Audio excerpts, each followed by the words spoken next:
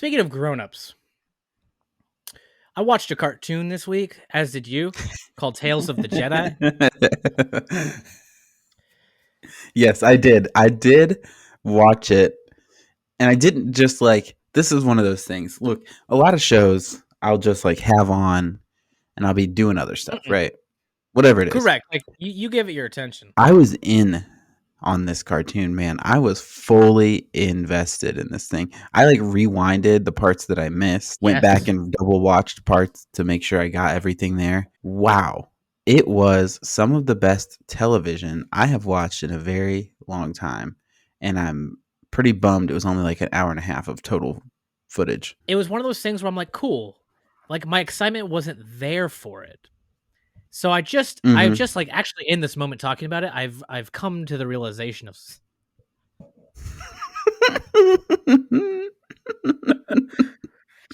if you're watching the YouTube video, you see why there's a pause and a laugh.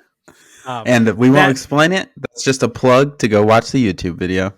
watch YouTube. That actually what you just did is a whole Seinfeld episode, by the way. With the Pez candy. I'm so curious now. Yeah, so they announced the Star Wars Celebration. It was nothing I was super excited for, right? I was like, cool, Mm-hmm. another show. Like, I'll get to it. Like, no problem.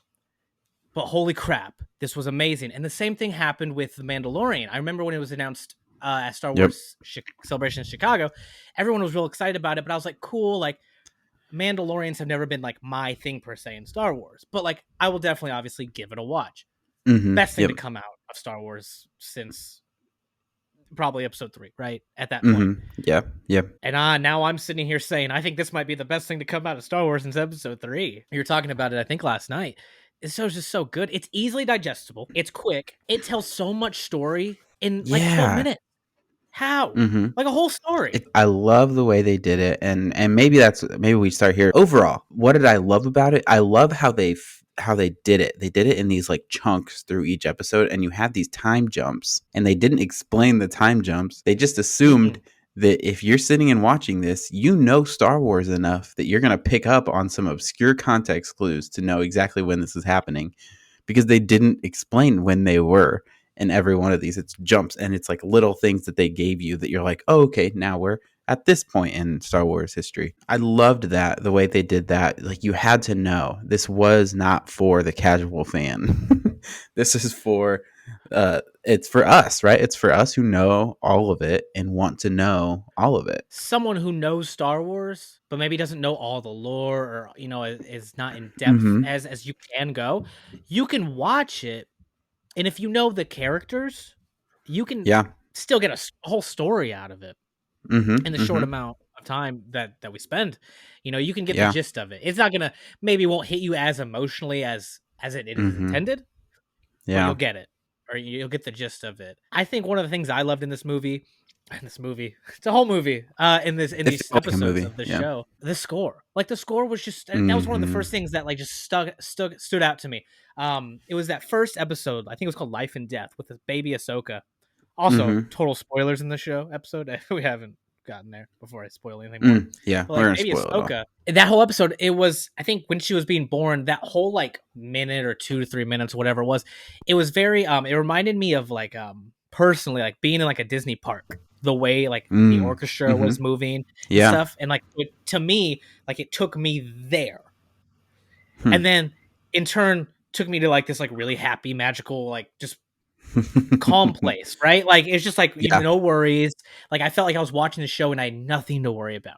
I was taken out of the real world, which is what stories are for, to take you into another world. And I was just from that Mm-hmm. soundtrack. Mm-hmm. And then this hour-long series had no business with such good music. Absolutely not. The piano in episode 5, I think, where Dooku's battling Yaddle. The single piano notes, dude, I literally rewound it just to listen to it again. It was so good. Oh my goodness. It was so good. That was like just intense. right, like they brought Yaddle, who like what do we really know about Yaddle? We saw her in episode Nothing. 1 as the puppet. Nothing. She's a Yoda species, which we still have no Yep. idea what that name is. We know nothing. And after this, I'm like, I I love need that. more Yaddle. She is so cool. I want to watch her fight. Mhm. Her character in the 9 minutes we got her is so complex. We learn Right? she's totally sus of Dooku, and then comes to Mhm. find him, and she's like, "Yo, you're wrong." They start battling, and she's like, "No, bro, I left the Jedi Order," which we saw her in episode 1 in the Jedi Order, "because I Mhm. agree Mhm. with you." Right. She's like, It's "I just I totally don't agree with agree you." with everything you're doing. Yeah, just the way you're doing it Yeah. is just not the right way. Like let's maybe not go and get in cahoots with the Sith, but maybe Qui-Gon didn't need to die, you know? Yeah. I think she saw through the lies of the Jedi, I think, Mhm. Yeah. as did Yeah. Dooku. Another thing I loved, I'll just jump into number 2 real quick, was Dooku. Such a complex character. Seeing him more, and we learned a lot about him in Dooku Jedi Lost, I believe it was called, the audiobook. And I loved what we learned about him. We learned like about his conflictions and just him Mhm. as a Jedi, and Right, learning right. about him more in this and in that. It's awesome to see how influenced, I guess, Qui-Gon was by him. Yeah. Yeah. I talked to you about it, but like you almost have this like, because we talk about coaching trees in football a lot. If Yeah. you watch football, you Uh-huh. might know. But there's kind of like this coaching tree in Star Wars because you have Yoda trained Mhm. Dooku, Dooku trained Qui-Gon, Obi-Wan, Mhm. Anakin, and you kind of see those philosophies get Yeah. passed down, tweaked a little bit here and there, but ultimately, like they kind of sort of all have the same thought process. Obi-Wan was really fell more in line with Yoda, where Yeah. Qui-Gon and Anakin fell more in line with Dooku. Qui-Gon still rode that line better, and Mhm. Anakin and Dooku fell. I will say, I've never trusted Mace Windu, and this series did not help. Dude, I am totally on. I'm there with you. What we were left with in the prequels was this feeling that the Jedi are the good guys and Anakin messed up, right? Like Anakin made bad decisions, Anakin did this and Mhm. Anakin did that, and he turned himself into Darth Vader. Through the years, they have given us more and more and more with it, whether it be Clone Wars or Rebels, the Ahsoka story. We've gotten all of these different things that have kind of led to this better understanding. It's like, no, the Jedi, they messed up because of their issues. They caused Anakin to turn to the dark side. And I believe that. And where I'm coming from with that is like, I think Mace Windu is a lot of that. He was just so black and white. I'm going to follow what the Jedi Order tells me to do. I'm going to follow by the book. I'm going to, put the Jedi Order above all else. That led to them not being able to like bend and be flexible as needed with Anakin. And then what happened? They all died. They Yeah, turned yeah. Anakin into this monster and they paid the ultimate price for it. It's crazy how they have taken this story and added so much to it without like retconning. Like the prequels all Yeah. still stand. Like nothing's different about them. It's just we've added to it all and we see more and more and more what actually like the lead up to these things, or it's gotten more depth to all of these different scenarios. So it's been awesome. And this show was super cool. It was really good. Choices, episode 3, Windu and Dooku go on the mission to like recover the body Yeah. of a senator that had been killed, assassinated. And they were going to take him back to their home world to have him buried, Mhm. whatever. And like you said, Windu, so black and white. It's like, we are on a mission. We are doing this. And Dooku's like, yo, Mhm. that's cool, but like, aren't you curious as to why? Because something doesn't add Mhm. up. Dooku has no bad intentions. He's just like we're Mm-mm. peacekeepers, but like, no, we need to figure this out. Something's Yeah, not yeah. okay. They do it. Literally, they solve a crime because Dooku wanted to know more. You kind of get that push from Dooku where like Windu's just saying no, like we're gonna do this. Don't let it eat you up. Like we're on our mission. Mhm. And Dooku like just takes it into his own hands, and in the middle of it, he just like inserts his own thing. Like, Yep. yeah, so why was that? And so like Yeah. Dooku can't like pull him back. You got to go with it. And you see that a lot with Qui-Gon, which is Mm. exactly the reason they have Anakin gets brought into the picture. He's like, Yep.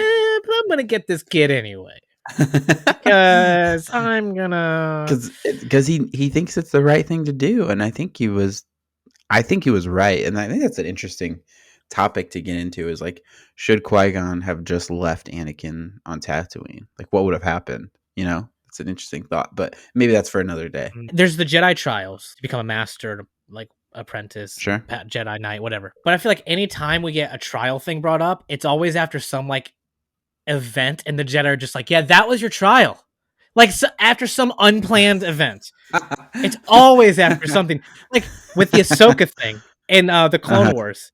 She Uh-huh. basically like they think she's guilty or whatever, and then they put her on trial. She's not guilty. And like, that was your trial. Congratulations, you are a master now or a Jedi Knight now. And she's like, what? Uh-huh. Like I do And like she how we get that dips. moment. She's like, Yeah. no, it's not how this works. But it is how it works, I guess. I don't know. Right. Because wasn't that how Obi-Wan became a knight? He beat the Sith. He beat a Sith Lord out of nowhere. Yep. Yep. They're just like, "Yep, That's yeah, it's that totally was right. it. That was your trial. Congratulations." It's like, "Oh, cool." Maybe this is just the coincidence where we see it happening to these people, but it's like there's a bunch of other normal Jedi who had to get like time slots for their trials Right, like is it a written because exam? because they, Like because they don't have that exciting of lives as Obi-Wan Kenobi. for real, like cuz it'd been what, thousands of years before this like that we had last seen the Sith. So I mean, like Uh-huh. how did Yeah. these other people become masters and knights? Is Yoda even really that good? Could you argue that Yoda against Dooku, which he lost by the way, was his Mm. trial? He definitely failed. Mm. He failed both times against Dooku and Mhm. Palpatine, but that's whatever. Yeah. Here nor there. Something you did not like about Tales of the Jedi, Something I if did anything. not like about Tales of the Jedi. Um, Exactly. It's Exactly. tough. That's a good thing. I don't know that I can think of anything. It was very, very well done, very good, very interesting. I think that was the Hmm. thing that got me is like every episode I was like into it. And they're short, so it's not like there's a ton of attention You span knew, yeah. required. But like I was in it. I was in the story. It's funny because I wasn't expecting to be like super interested in the Dooku stuff because Hmm. I've never been that interested in Dooku in general. Like Right. he's always just been kind of like a I would guy. agree. It's like, okay, I'll watch the Dooku stuff because I have to, but I'm really just here for the Ahsoka stuff. Coming out of it, I'm like, oh, I like the Dooku episodes way Mhm. more than I like the Ahsoka episodes. And I love the Ahsoka episodes. Dooku was always probably my least favorite character for a long time. And Yeah. it was nothing against Christopher Lee. It was just kind of like he never felt truly like an evil Sith Lord, and I still don't think in my heart that he really was. And it wasn't until the book a few years ago that I was like, "Oh wow, he's really interesting." And then I was like, "I'll watch this. I'm curious." The way he was portrayed, he's just such a complex character. And we only got what, 3 episodes, 4 episodes with him for what, Yeah. 5-10 minutes each, if that. So we really Yeah. didn't even get that much. I don't really know if I have anything that I like really disliked about the show. I hope we get a season 2. Maybe we explore like between 3 and 4, especially with a lot of the Andor stuff coming out. Maybe we'll get stuff like there, or just jump around, do some stuff between the Yeah. original trilogy with Luke and them. Like there's years in Oh, that between would 4 be and 5 and super 5 and interesting. 6, Yeah. or give us more prequel stuff. There's so much to explore. Like we got There long-haired really is. Kenobi for the first time in animation. Come on. Yeah. Like that was super cool. You know what I didn't like? I didn't like Filoni thinking it was okay to show me again Order 66. Okay? No one even died or got shot at this time. He's just How like, dare remember that they? thing that made you real sad like a year ago? Well, I'm going to show you that again. Well, like, you're going to be sad just from the tension of you knowing what happens. Yep. So, like, we get the whole Ahsoka training for, with Anakin using the 501st and making her like, she's like, this is too hard. Nothing can beat them. He's like, exactly. You're going to be so good that literally nothing can beat you. Let me pause you there for a second. I was like, why is he doing this? This is weird. It seemed very like unlike Anakin to be so into training because he's so off the cuff and like Yeah. unregimented, right? Like he's not the strict rules, yada yada yada.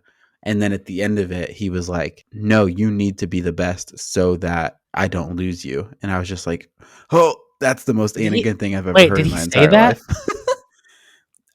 In short, like he said it differently, but yeah, that was Okay. that was the reason he was like going after her so much is he was like, I need you to be essentially like, I can't lose you. So I need to make sure that I do everything I possibly can to make sure that you survive all of this. If you actually go back and listen to our episode, and I want like May, whenever we Mm-hmm. talked about Tales of the Jedi being released, we had talked about like, oh, like she's training with the 501st. It's kind of like she trained to prepare Order 66. And not only did I forget about that, but they showed it. It wasn't even like it wasn't even like an implied thing. It was like the screen faded to black and you heard every like if they would have thrown the execute order 66 like in the background, which maybe they did and I missed it. Oh my gosh. Mm-hmm. And because I don't recall, you have Rex in Ahsoka. I don't recall that being an actual scene in the original Clone Wars finale where he goes, "I hope this training paid off." I don't I think don't we ever saw think that. that it was. I don't think so. But the fact that he like referenced that after he already tried to Mm-hmm. kill her Right. moments Yeah. earlier, and she like got through to him. I need to watch the finale again because I think there might be a line in there where she's like, "I have an idea" or something, and now Mm. it's referring back to this. I need to rewatch those few episodes of Clone Wars. I remember how good those were. Those were so good. Oh my goodness. I love Filoni and everything he's done. Him Mm-hmm. and Favreau on The Mandalorian has been great. But like, if Favreau wants to like take that as his like child, because I know he's had like a huge hand in that, and Filoni Mm-hmm. just wants to do animated stuff of everything, Yeah. I'm fine with that. Like, I won't be mad at Mm-hmm. all. It's just, No. it's so good. Mm-hmm. It just lends really well to this animation style. There's someone at Disney right now, probably not. They probably got fired Mm-hmm. years ago. They were like, just pull Clone Wars. We don't need it. I hope they can. I hope they're not able to watch it. Stay toxic, my friends. I hope they're not able to watch it. Oh my goodness. One thought I had while I was watching this, and this is mostly to get you to try to do something that I want you to do. The feel of this show, of these episodes, reminded me a lot of the heavier, more intense episodes of Avatar The Last Airbender. The pacing and the feel of them felt super similar to that. This was not normal like Star Wars presentation. I feel like it was a little unique to how they normally do their stuff. It felt a lot like Avatar. I think the way they told stories and like took little chunks of things at a time. We do need to finish off one important thing because we talked about that whole show, but we did not talk Did about the single best scene in the show, which is when that Inquisitor is like, "Weren't you supposed to be dead, Ahsoka Tano?" And then he's like, "I'm gonna kill you," and then just gets I wrecked in wish you like would a have said half a that. second. She had no lightsaber Just at all. manhandled him. The best part about it is they knew that they had just made like a top 3 coolest looking Star Wars character of all time. Dude, he was so cool looking. Just so that he could die after like a 2.5 second battle. I'm doing research right now. The sixth brother is the one killed by Ahsoka Tano in the book. I think that's who that is supposed to be too. There are a lot of people that think that this show did retcon some of that novel. So one of the arguments that was not the sixth brother was in the Ahsoka novel, she's hiding on Thabeska, and in the novel, Mm-hmm. the sixth brother was tracking her and came to her. Whereas in the show, that kid alerted them. I bet that's what it is then. It's supposed to be that, but adjusted slightly. That's what I'm thinking. Because my thing is, in the novel, she kills a sixth brother and then takes his crystals, unbleeds them to make them white and pure, which is where she gets her white lightsabers. And then she killed this Was she out there just killing Inquisitors and we don't know? Because if this is a totally different guy, she kills 2 of the 12. She takes out a 6th of the Inquisitors by herself with no lightsaber. With little to no effort as well. What if she does take out more of them and then we get a show of Ahsoka hunting Inquisitors? Ahsoka Tano, Inquisitor Hunter. That's what I want to see. Give me that. The hunted becomes the hunter. Although not that hunted because everybody thinks she's dead. It's all John Wick style. So like she doesn't like let them come to her. Let's send it in. Call Dave. Let him know. Hey, this is what we got next. Tales of the Jedi was good. Not a lot we didn't like. There's a lot we loved. Ahsoka Tano, Inquisitor Hunter, coming to a theater near you. Inquisitor Hunter.